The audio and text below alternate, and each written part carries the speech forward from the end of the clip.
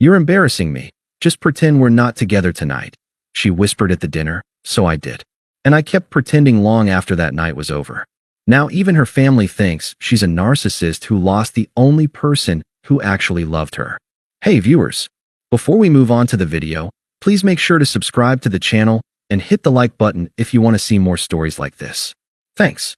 Hey Reddit, I've been lurking here for a while, reading stories like this, never thinking I'd post my own. But here I am, almost a year later, and I need to get this off my chest.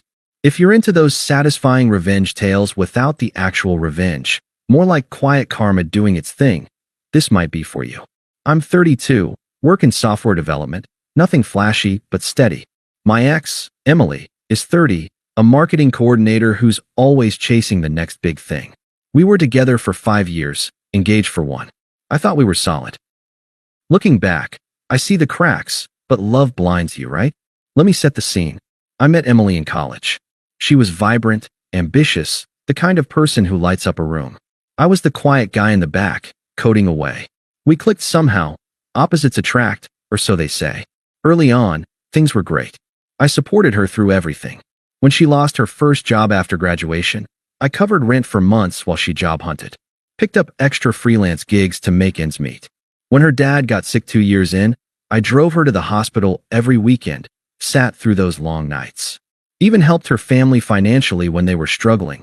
Loaned her sister money for school without expecting it back. Emily always said I was her rock, her safe place. I believed it. But over time, things shifted. She started hanging out more with her work crowd, flashy types, always at networking events, posting about their hustle on social media. I'd tag along sometimes, but I could tell she was pulling away. Little comments here and there. "Why don't you dress up more?" Or, "You should network harder. My friends are killing it." I brushed it off. I proposed last year at a quiet spot we loved, nothing extravagant. She said yes, posted the ring pic everywhere. But the excitement faded fast. Wedding planning? She dragged her feet. I figured it was stress. Flashback to about 18 months ago.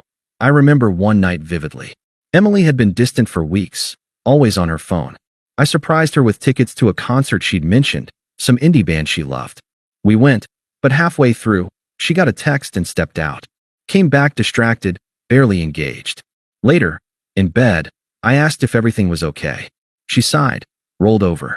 "It's fine, just work stuff." I let it go, but it stung. I'd given up a work deadline to make that night happen. Sacrifices like that piled up. I skipped a promotion opportunity that required travel because she didn't want me gone. Put my dreams on hold to build ours. That's what you do in a relationship, right? Cut to the night, everything imploded. It was a fancy dinner party hosted by her company, some client appreciation thing at an upscale venue downtown. Emily insisted I come, said it was important for her image. I wasn't thrilled. I'm not great at small talk with suits, but I suited up, even got a haircut. We arrived, and at first it was okay. She introduced me to a few people, but then I noticed her drifting toward this group, laughing louder than usual. There was this guy, Chad, tall, charismatic, her coworker who'd just gotten promoted. I'd heard her mention him before, always with that spark in her eye. As the night went on, I tried mingling, but Emily kept distancing herself. At one point, I approached her table with drinks. She was deep in conversation with Chad, their heads close. When I set the glass down, she barely acknowledged me. A few minutes later, as appetizers came out, she leaned over and whispered in my ear, sharp, like a command. "You're embarrassing me," she hissed, her voice low but cutting. "Just pretend we're not together tonight. Go talk to the boring tech guys in the corner or something. I need to network without this." I felt my face heat up, but I didn't react. The words hit like a gut punch. Embarrassing? I'd been nothing but supportive. I glanced at Chad, who smirked like he was in on the joke. The table chuckled awkwardly. I nodded once, turned, and walked away. Sat at the bar alone for the rest of the night, watching her flirt openly with him. She didn't check on me once. We drove home in silence. I didn't say a word. That whisper replayed in my head for days. Confusion set in hard. What had I done? Was I really that bad? I replayed our relationship. The times I'd stayed up late helping her with presentations, the vacations I planned around her schedule. It felt unfair, like I'd been demoted without warning. But I didn't confront her right away. I needed to process. A week later, it all came out. We were at home, her scrolling her phone while I cooked dinner, like always. I finally asked, calm as I could, "What was that about at the dinner?" She set her phone down, rolled her eyes. "Oh, come on. You know what I mean. Chad and those guys are going places. You're comfortable, safe. But sometimes I need more than that to shine." And there it was. She admitted she'd been talking to Chad for months. Emotional at first, then more. "He's exciting," she said. "He gets my ambition. You just hold me back with your routine life." I sat there, fork in hand, as she unpacked it all. No tears from me. Just a nod. "Okay," I said. And that was it. I started pretending, just like she asked. That dinner party whisper was the spark, but the real fire came a few days later. I'd been sleeping on the couch, giving her space, or maybe giving myself time to think. Emily acted like nothing happened at first, but I could see the guilt mixed with defiance. She'd come home late from work drinks, smelling like cologne that wasn't mine. I didn't pry. What was the point? It all boiled over on a Friday night. I got home from work early, picked up takeout, her favorite Thai, trying to bridge the gap one last time. She walked in around 8, dressed up, phone buzzing nonstop. I set the table, casual as ever. "Dinner's ready if you're hungry." She paused in the doorway, bag slung over her shoulder like she was ready to bolt. "We need to talk." I knew what was coming. Sat down, gestured for her to join. She did, but perched on the edge, like she couldn't commit even to that. "Look," she started, voice steady, smug almost. "That night at the dinner? It wasn't just a slip. I've been thinking a lot. Chad and we've connected. He's helping me with my career, introducing me to people. You're sweet, but you're not pushing me forward. You're embarrassing in those circles, talking about code and stability when everyone's hustling for the next level." I stared at her, the pad thai cooling between us. "Embarrassing how exactly?" She laughed, a short, dismissive bark. "Come on. Your jokes fall flat. You dress like it's casual Friday every day. Chad said you're like the IT guy no one invites to the after party. I need someone who matches my energy, not drags it down. We've grown apart. I deserve better than pretending you're on my level." There it was, cruel, twisted logic. She twisted it like I was the problem for being reliable. "So Chad's better?" "Yes," she said, crossing her arms. "He's ambitious, fun. We went out after the dinner, and it felt right. No more sneaking around. I'm moving in with him. He's got this amazing loft downtown. You'll be fine. You're always fine." I felt the betrayal deepen, not just the cheating, but the public humiliation, the comparison. She'd posted pics from that night on social media, Chad in frame, me cropped out. Friends had messaged me, confused. But I kept calm. No yelling. And the ring? Our plans. She slid it off, placed it on the table like it was nothing. "Keep it. Sell it. I don't care. This was a mistake. I outgrew you months ago. You'll find someone boring like you." Her words were like knives, but I didn't flinch. "I understand," I said evenly. "I'll pack your things." She blinked, expecting a fight maybe. "That's it. No begging. No, let's work it out." "Why?" "You've made your choice." I stood, started gathering her clothes from the closet. She watched, smug smile fading a bit, but she grabbed her keys. "I'll send for the rest. Don't call me. We're done." She left, door slamming. I finished packing, dropped the boxes at her office the next day with a note, as requested. Then I changed the locks, canceled our joint accounts quietly. No drama, just detachment. That night alone, the unfairness hit. I'd sacrificed so much, my time, my ambitions, for her. And she discarded me like yesterday's news, publicly no less. Confusion swirled. Was I really that bad? But I didn't chase. I walked away, pretending like she asked. Long after the night was over. The days after Emily left were a blur of silence. Our apartment felt too big, echoes of her laughter mocking me. I didn't cry or rage. I just existed. Work became my anchor. I'd code for hours, losing myself in algorithms. Friends called, concerned after seeing her posts with Chad. Happy couple shots, captions like, "finally free to soar." It stung, seeing her thrive while I pieced myself together. I sat with the betrayal longer than I expected. Weeks turned into months.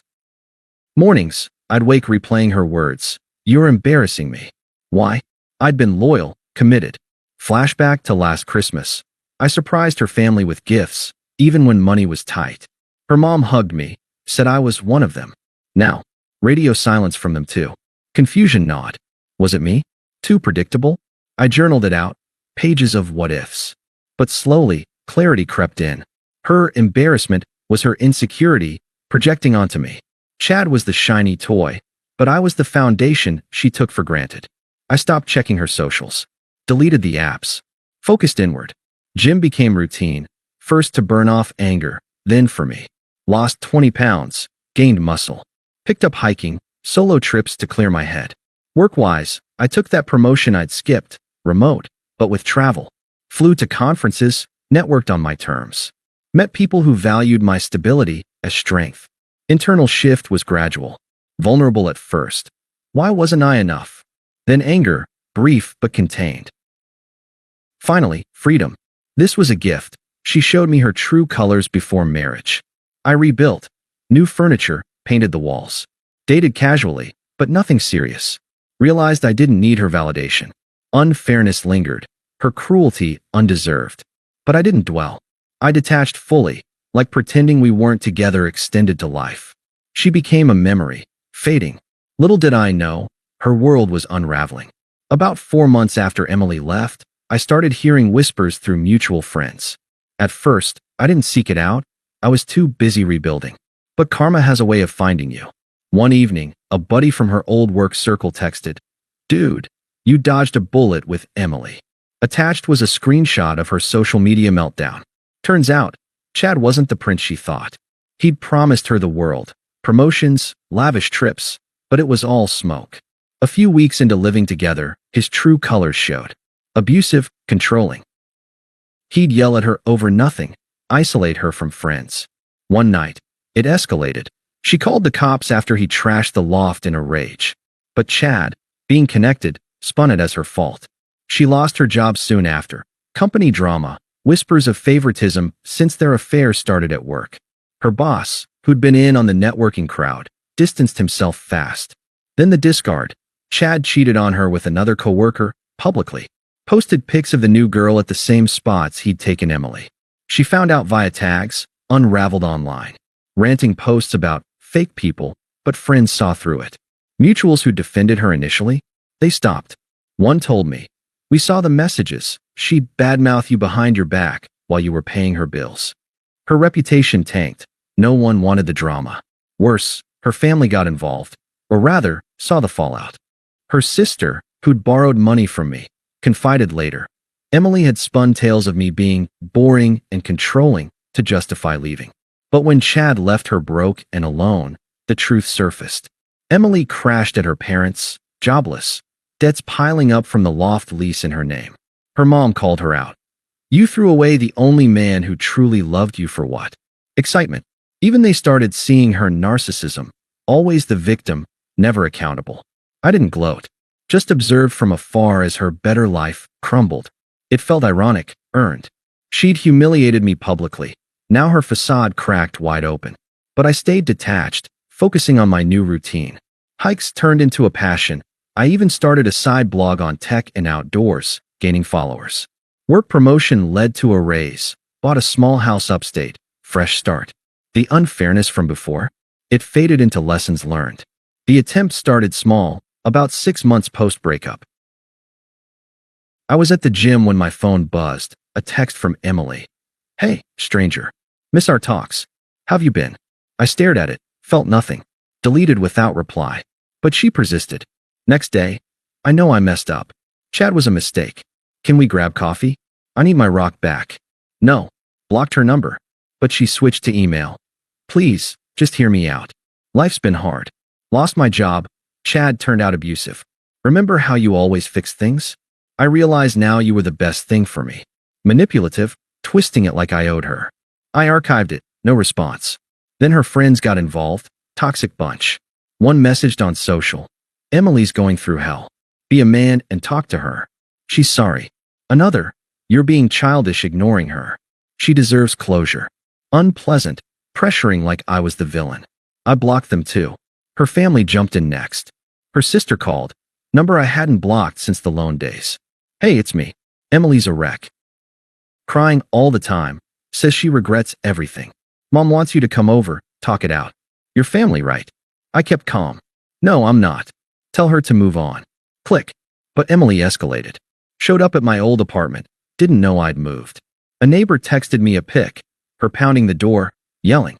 Then voicemails from a new number. How can you ignore me like this? After everything? I gave you 5 years. Desperation turned angry fast. Next message. You think you're better now? I see your stupid blog, acting all successful. But you're still the boring guy I left. Chad was right. You're pathetic for ghosting. Hypocrisy dripped, echoing her own dismissals. Pretend we're not together, she'd said. Now I was the bad guy for doing just that? Her family tried again, less pleasant. Mom texted, you're heartless. Emily's depressed because of you. Come fix this mess you started. Me? Started? I replied once. She ended it. Respect my space. Blocked. Final straw. She ambushed me at a coffee shop near work. Must have stalked my routine.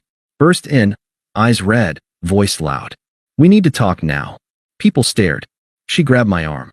I was wrong, okay? Chad hit me, left me with nothing. I need help, your stability. Please, for old times. Begging, desperate. You humiliated me, I said flatly, pulling away. But that's past. Leave. She snapped. You owe me. I made you who you are. Without me, you're nothing. True colors, angry, entitled. I walked out, called security.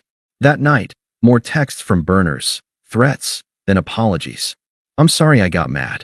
Just miss you so much. But I was done. Her attempts revealed the power reversal. She discarded me. Now she unraveled while I thrived. Friends warned she was spiraling, but I protected my peace. No sympathy, just indifference.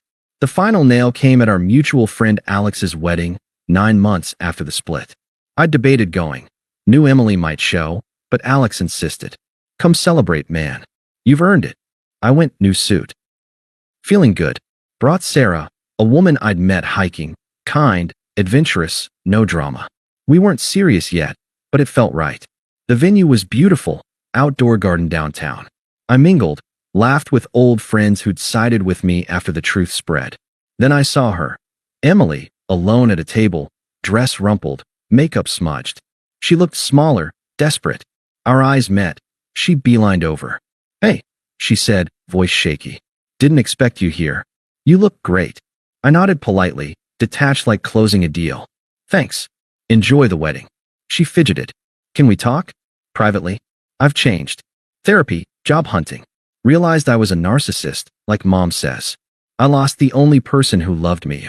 Please, one more chance. Her words mirrored her family's, but hypocritical after everything. Sarah stood by, sensing tension. I turned to Emily, calm, firm. You told me to pretend we weren't together. I did. And I kept pretending, because that's what you wanted. Now it's real. You've shown your true colors, over and over. I'm not your safety net anymore. She teared up. But I need you. Chad destroyed me. Don't you care? No sympathy. Your choices, your consequences. I've built a life without you.